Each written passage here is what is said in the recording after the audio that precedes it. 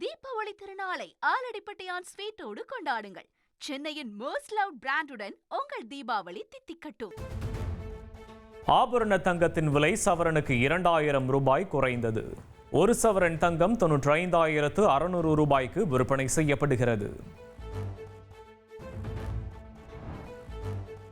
கரூர் கூட்ட நெரிசல் சம்பவம் குறித்து சிபிஐ அதிகாரிகள் 2வது நாளாக விசாரணை மேற்கொண்டுள்ளனர். கரூருக்கு சென்றுள்ள அதிகாரிகளின் விசாரணை தொடருவதாக தெரிவிக்கப்பட்டுள்ளது. தீபாவளியை கொண்டாட சென்னையிலிருந்து கடந்த 2 நாட்களில் 3.59 லட்சம் பேர் சிறப்பு பேருந்துகளில் பயணித்துள்ளனர். தமிழ்நாடு அரசின் போக்குவரத்து துறை தகவல் தெரிவித்துள்ளது.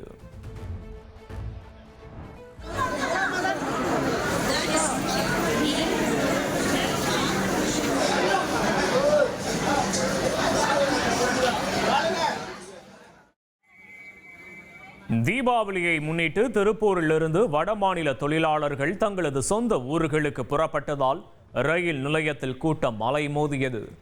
முன்பதிவு செய்யவும் ஏராளமான பயணிகள் நீண்ட வரிசையில் காத்திருக்கின்றனர்.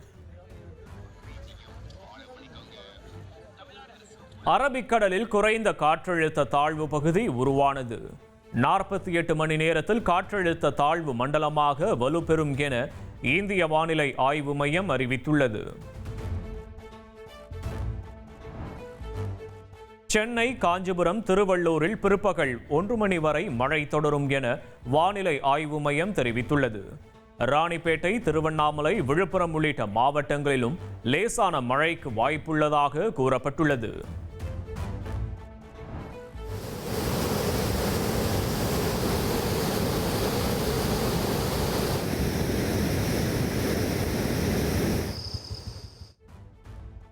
நீர்பிடிப்பு பகுதிகளில் விடிய விடிய பெய்த கனமழையால் தேனி வருசநாடு வைகை ஆற்றில் வெள்ளப்பெருக்கு ஏற்பட்டது. வருசநாடு கண்டமனூர் பகுதியில் வேளாண் நிலங்களுக்குள் வெள்ள நீர் புகுந்தது.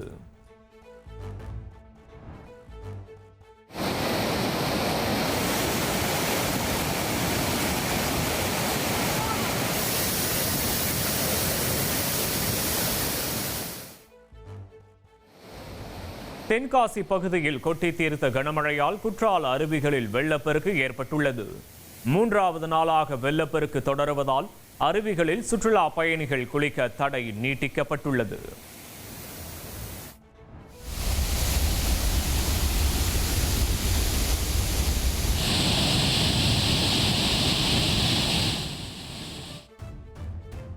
கனமழையால் தேனி மாவட்டத்தில் உள்ள சுருளி அருவியில் வெள்ளப்பெருக்கு ஏற்பட்டுள்ளது.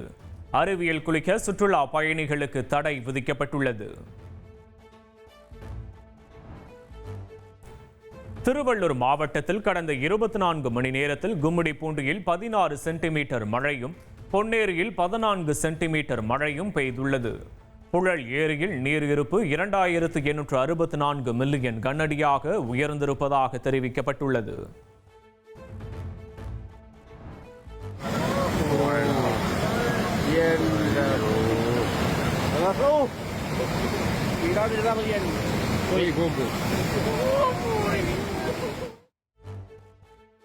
கேரள மாநிலம் இடுக்கி மாவட்டத்தில் கனமழையால் ஏற்பட்ட வெள்ளப்பெருக்கில் வேன் இழுத்து செல்லப்பட்டது.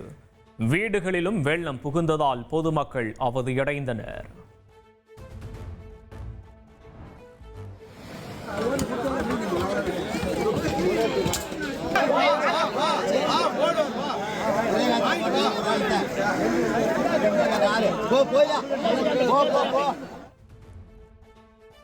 நத்தம் அருகே காயாங்கொடை கருப்பசாமி கோயிலில் ஆண்கள் மட்டும் கலந்து கொண்ட வினோத திருவிழா நடைபெற்றது. 300க்கும் மேற்பட்ட கிடாய்கள் வெட்டப்பட்ட நிலையில் பக்தர்களுக்கு பிரசாதமாக வழங்கப்பட்டது.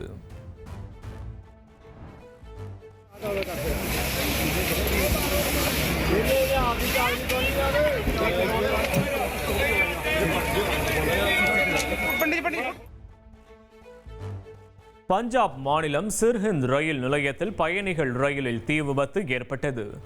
ரயில் பெட்டியில் தீ மளமளவென பரவிய நிலையில் உயிரிழப்புகள் எதுவும் ஏற்படவில்லை என ரயில்வே நிர்வாகம் தெரிவித்துள்ளது. ஆப்கானிஸ்தானின் உருகுன் மாவட்டத்தில் பாகிஸ்தான் நடத்திய வான்வழி தாக்குதலில் உள்ளூர் அணி கிரிக்கெட் வீரர்கள் 3 பேர் உயிரிழந்தனர். 5க்கும் மேற்பட்ட பொதுமக்களும் உயிரிழந்ததாக ஆப்கானிஸ்தான் தரப்பில் தெரிவிக்கப்பட்டுள்ளது. பாகிஸ்தான் வான்வழி தாக்குதல் காட்டு மிராண்டித்தனம் செயல் என ஆப்கானிஸ்தான் கிரிக்கெட் அணி கேப்டன் ராஷித் கான் கண்டனம் தெரிவித்துள்ளார். பல கனவுகளுடன் இருந்த கிரிக்கெட் வீரர்களை இழந்துவிட்டோம் எனவும் அவர் வேதனை தெரிவித்துள்ளார். ரஷ்யாவிடமிருந்து இந்தியா இனி எண்ணெய் வாங்காது என அமெரிக்க அதிபர் ட்ரம்ப் மீண்டும் தெரிவித்துள்ளார். இந்தியா பாகிஸ்தான் போர் உட்பட உலகளவில் இதுவரை 8 மோதல்களை தான் தீர்த்து வைத்துள்ளதாகவும் ட்ரம்ப் கூறியுள்ளார்.